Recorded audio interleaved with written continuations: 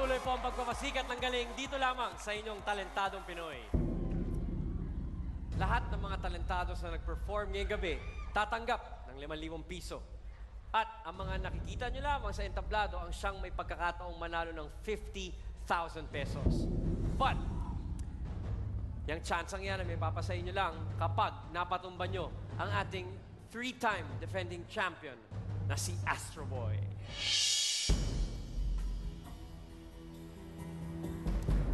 Now, here are the results. Ang nakakuha ng pinakamataas na score mula sa ating scouts at jury na harap sa ating kampiyon na si Astro Boy ay walang iba kundi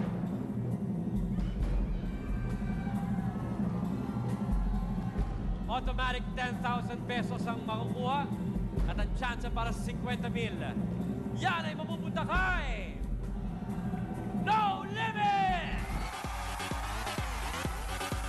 Thank you very much, ladies and gentlemen. No Limits, congratulations. Ngayon, may 10,000 pesos na kayo and you have the chance to compete for the title. Congratulations for now and good luck. Ang ating defending champion ay kumuha ng 3 trabaho sa New York para matustusan ang kanyang pamumuhay at mabayaran ang kanyang renta. Ano pa ba ang kanyang mga paghihirap sa Amerika? Alamin po natin mula sa kanya. Sa New York po, I had 3 trabaho. The first one, I worked for a magazine. It was a French magazine, so kailangan ako mag-speak in French. I was also trying to produce mga plays ko or you know, do hula hooping sa little performances on the side. So I was super pagod all the time just to have enough money to pay rent there and to live on my own. There were times when I had no savings. I was eating ramen every day. Kasi I got bed bugs, which is surot, and so I had to throw out all my furniture, all my clothes. Yeah, I had no bed. I was very, very depressed. I definitely had to learn how to save money, and I was so bad. Being in New York, being away from my family, it taught me how to be proud of who I am, how to stand on my own, you know, totally alone and be strong. Gearing up for his 4th win and getting ready for a 3-time defending champion, Astro Boy!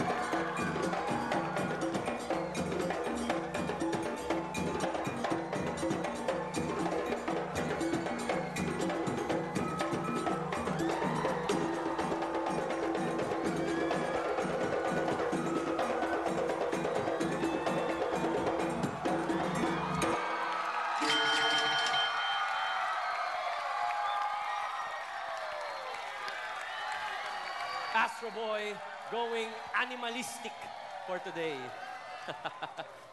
Astro Boy, how are you? I'm doing well. Okay, doing well? Ano, kamusta ang pressure? Halfway ka na sa Hall of Fame.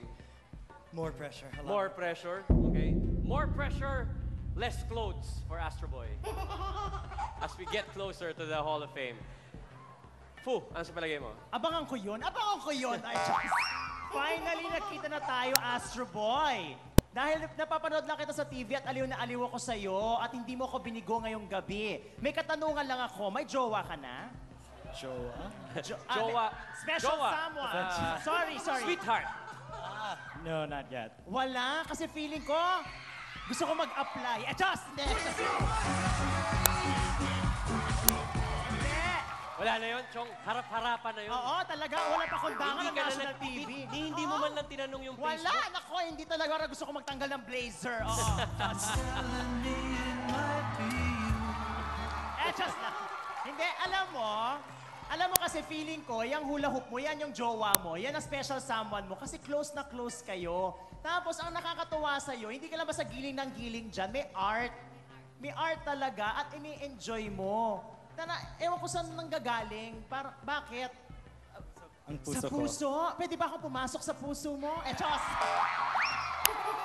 Wala lang patumpik-tumpik yan, Brad. Ito na talaga, ito na to.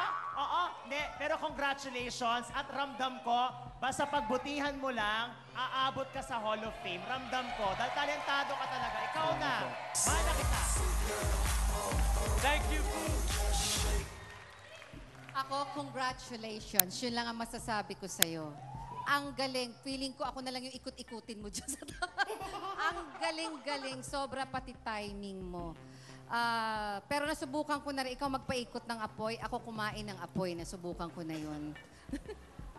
Yun lang. Congratulations. Thank you very much, Ama. Richard?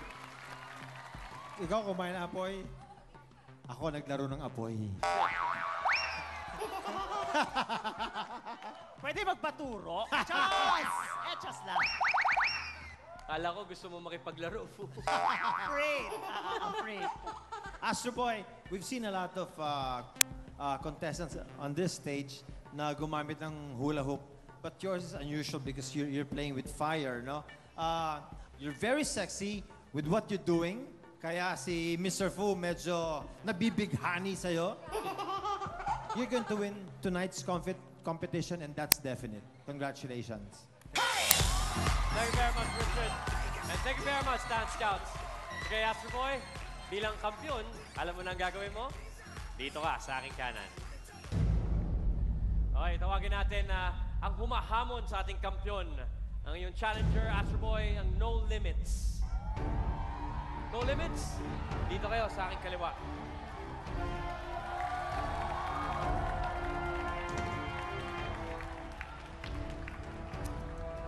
Aabot ba sa pang-apat na kampyonato si Astro Boy?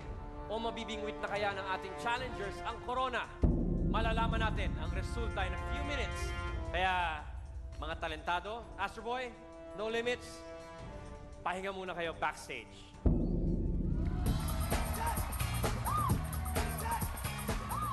At habang nagpapahinga ang ating kampyon at ang ating challengers, mga kapatid, meron tayong dalawang espesyal na bisita mula sa upcoming teleserye ng TV5, ang PS I Love You.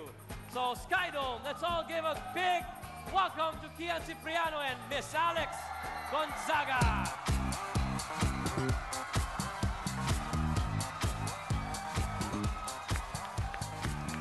Hello, Kian. Hello, Alex. Magandang gabi sa inyo. Hello, Magandang Alex. gabi, Skydome! Okay. Kwentuhan nyo naman kami tungkol sa PS I Love You. Ito ba, ang PS I Love You, base to dun sa pelikula ni Sharon at ni Gabby? Base siya doon, pero balita namin para siyang sequel, no? Parang ganun. Balita. Oo, sequel. Oo, sequel po siya ng PS I Love You, the pelikula ni Mr. Gabby Concepcion and ni Miss Sharon Cuneta after 30 years kung anong nangyari sa kanila. At maganda ito dahil kasama namin ng original cast na si Mr. Gabby Concepcion. Pogi. Yes. At of course, ang napakagandang si Miss Dina Bonavie. Ganda. PS I Love You. Pero Alex, Kian, kamusta naman ang balik tambalan nyo? Okay naman, pero mas maganda kung di siya naka-heels ngayon. Lugi tayo dyan, Brad, no? Oo Ikaw nga naman, talaga, Alex. bata ka. Kamusta? Hindi, masaya. Siyempre, dahil na-miss ko rin naman si Kian. Tagal na rin namin hindi nagsama, so... Something. Ano yun? Ano yung sinasabi nyo?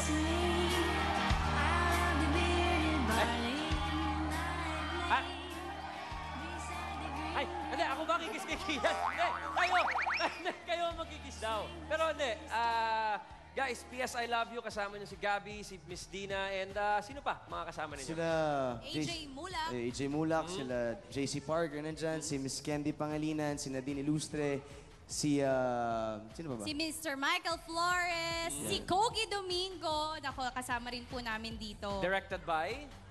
Directed by Direk Elaine Lozano and Direk Robert Robert Cabral. Cabral. So sana po abangan nyo dahil mga kapatid, Bukas na yun! Bukas na po! After Glamorosang PS I Love You. Bukas na yan. Sana manood kayo. Sana po panoorin nyo After Glamorosa 10:15 sa primetime panalo ng TV5. PS, I love you! Alright, PS I Love You, ladies and gentlemen. Oo nga. Abangan niyo po yan. Tsaka sir, gusto ko na rin sila imbitahan sa November 26. Meron ako major concert sa Aliw Theater. One stage, one night, BBS featuring Kian Cipriano. Sana manood kayo. 8 p.m. sa Aliw Theater. Kuha kayo ng tickets sa SM Tickets, please. Thank you very much. Good to see you again, Kian Cipriano. Alex Gonzaga. Thank you for having Congratulations us. in advance. Palakpakan po natin, Alex and Kian. Bukas na, Thank you, PS guys. I Love You.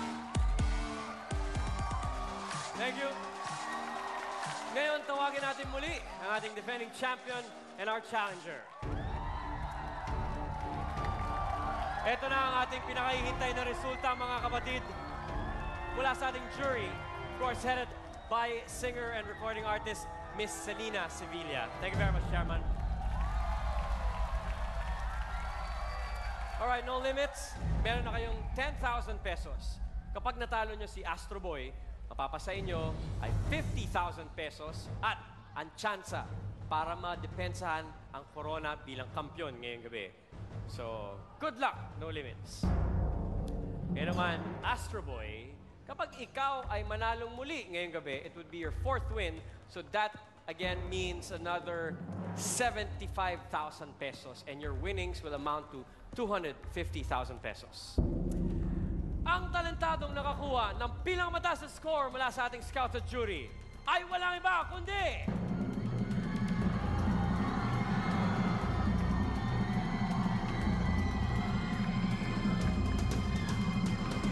Ang nanalo ngayong gabi ay si...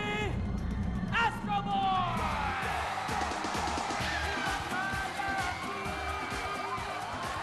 Astro Boy, take center stage. You are the champion for tonight. It's your 4th win, so this is 75,000 pesos.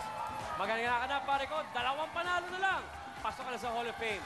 Congratulations. Magkita-kita tayo muli next week para sa isang labanang walang katulad. Ako po si Ryan Agoncillo at ito ang pinakamalawak at pinakamalaking talent show on Philippine Television.